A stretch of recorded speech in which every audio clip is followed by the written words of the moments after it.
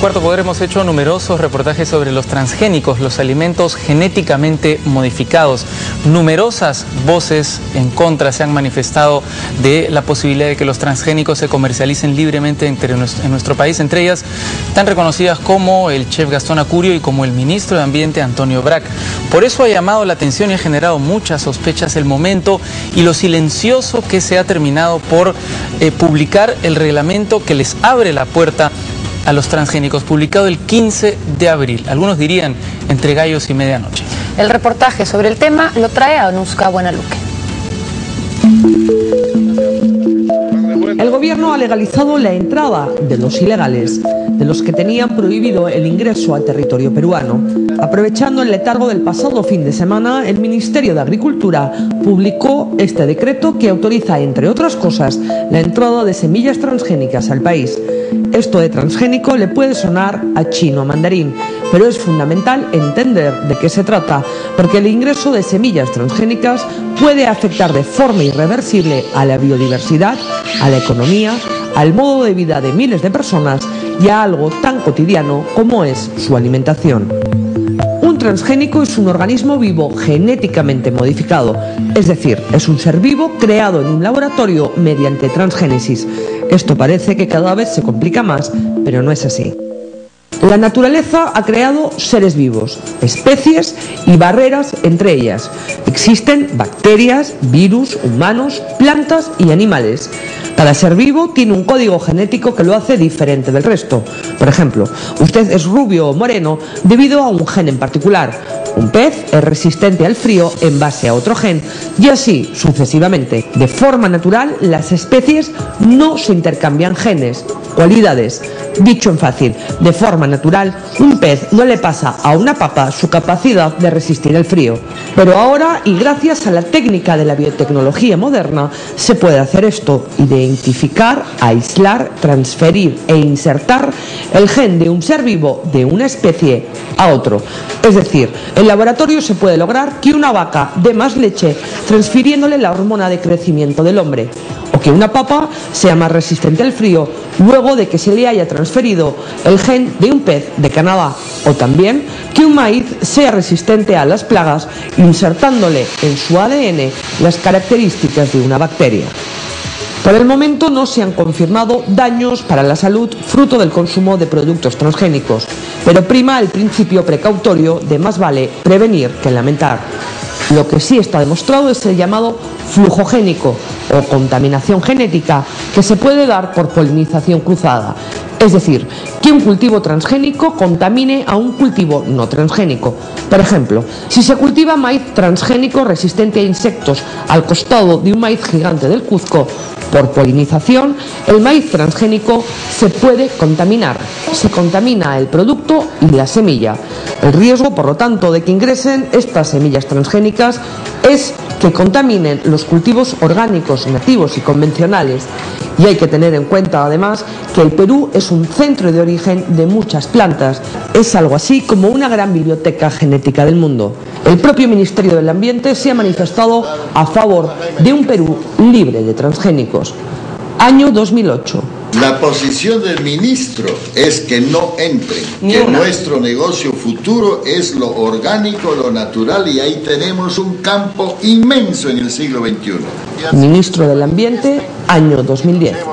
El Perú no necesita abrir ninguna frontera a transgénicos importados. Ya en el 2008 se libró una batalla encarnizada entre el Ministerio de Agricultura a favor del ingreso de transgénicos y del Ministerio del Ambiente, claramente en contra. Entonces el presidente Alan García decidió postergar la adopción de este decreto para que, dijo, se abriera un debate público. Finalmente, el sábado pasado, el Ministerio de Agricultura ganó la partida y dio el decreto en medio de un gran debate y de grandes polémicas. A día de hoy, además, el Pleno del Congreso está pendiente de votar a favor o en contra de una moratoria por 15 años para los cultivos transgénicos. Lo que se plantea es que por unos años no ingresen para que se pueda dar un debate más amplio e informado y para que además se establezcan las condiciones óptimas para que, si se da su ingreso, esto no implique grandes riesgos a la agrobiodiversidad. El Ministerio del Ambiente se sigue manteniendo firme en su postura a favor de la moratoria y por un Perú libre de transgénicos. Nosotros, a lo largo de nuestra historia, pero no es la historia del siglo XX, sino los antiguos peruanos, vivimos con la naturaleza, con todas nuestras riquezas, fuimos capaces de desarrollar una agricultura de primer nivel, no solamente incas, sino antes de los incas, y no tuvimos transgénicos. Pero podemos usar también todo ese banco genético para que sobre la base de una biotecnología nosotros también podamos aportar al mundo una quinoa muy nutritiva, una quinoa, una kiwich, etcétera, probablemente transgénica. Hagamos la investigación acá y aportemos también al mundo con estos productos. ¿Y ustedes no intentaron paralizar este reglamento? Es decir, espera al Ministerio de Agricultura mientras se discute la moratoria en el Congreso. Dejémoslo y conversemos sobre los hechos consumados, que es el reglamento. Que enfrentamos y veamos que efectivamente en ese contexto nuestras cadenas de valor queden sobre la base de una regulación efectiva y por tanto generando las condiciones necesarias para que esa regulación sea efectiva, estén debidamente salvaguardadas, ¿no? Lo que se establece son las pautas administrativas para otorgar los permisos de ingresos. No será mañana, pero es solo cuestión de tiempo de que la primera semilla transgénica autorizada entre al país. Nos parece inoportuno porque es inaudito que un gobierno que está de salida se permita legislar sobre algo que va a afectar a la salud de millones de personas cuando tiene poco tiempo más en el poder. Y nos parece que lesiona dos derechos fundamentales de los consumidores como son el derecho a la información y el derecho a la salud. A la información porque los consumidores hemos ignorado y vamos a seguir ignorando si lo que comemos es transgénico o no. Y en segundo lugar a la salud porque existen comprobados riesgos para la salud que se han determinado en algunos exámenes que se han practicado con animales de laboratorio.